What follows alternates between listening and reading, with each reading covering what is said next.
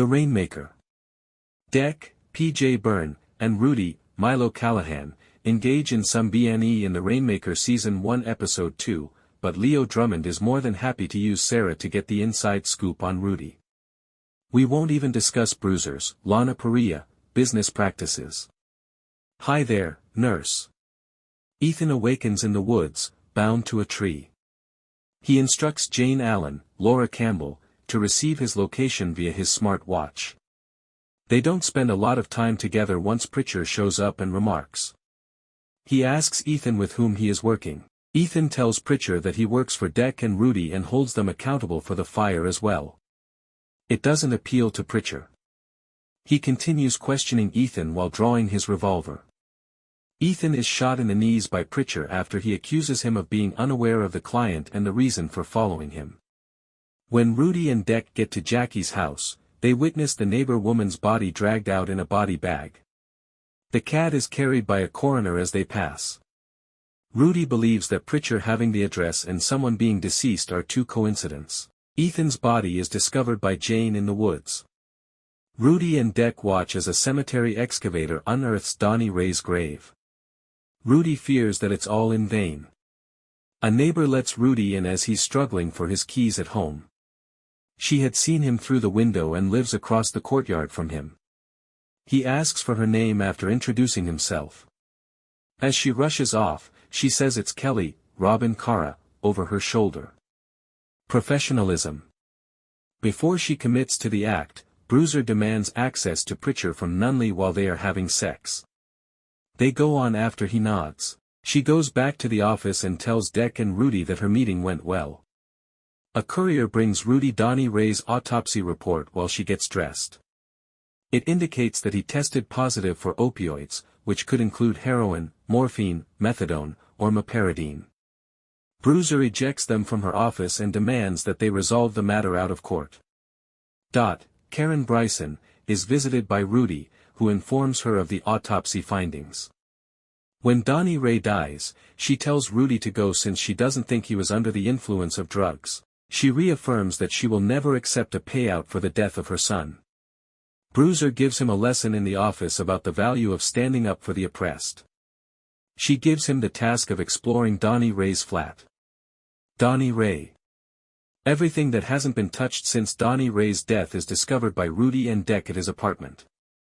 Rudy points out that all of the sobriety coins he had collected were on a framed plaque. A station for wood carving is put up. A steady hand was necessary for Donny Ray's job. The restroom where the EMTs discovered Donny Ray is examined. He had just flushed the toilet without flushing. Rudy and Deck collect a urine sample from the toilet for analysis. According to the tests, Donny Ray was clean prior to being admitted to the hospital. Unfortunately, the P tests were not admissible under the rules of evidence. And the team meet at the courthouse. Because doesn't trust Rudy, she wants Bruiser to speak. In the courtroom, Drummond requests summary judgment from the judge. Bruiser disputes Drummond's assertion that Donny Ray was under the influence of drugs at the time of his hospital admission. She is reminded by Drummond that hospitals do not give out heroin. She notes that both would appear in his system as opioids and that morphine is administered in hospitals.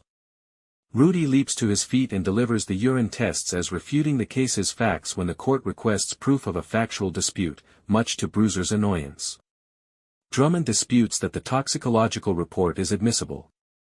Case law, according to Rudy, requires the court to determine that there is disagreement regarding the details of Donny Ray's death. In agreement, the judge rejects the request for summary judgment. Bruiser is impressed. Delays.